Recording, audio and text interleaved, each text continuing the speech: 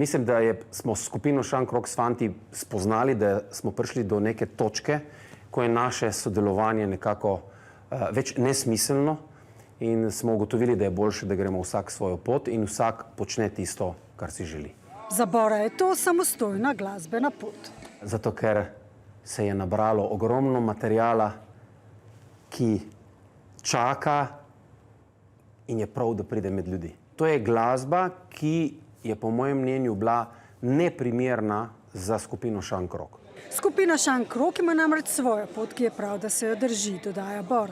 Ideja o razhodu ni nastala čez noč, zorela je dlje časa, zdaj pa je nastopil trenutek, da se realizira. Jaz mislim, da smo se na lep, spoštljiv način z sestankom, ki smo ga imeli, razšli.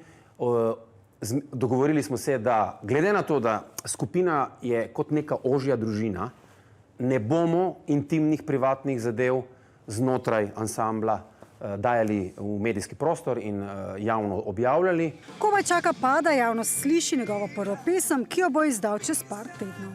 Vsekakor bom ostal v rock smeri, ampak ta rock bo nekoliko bolj progresiven rock. Še vedno pa s pevnimi refreni, saj nova glasba ne bo samo za ljubitelje progresivnega roka, ampak tudi za širše občinstvo.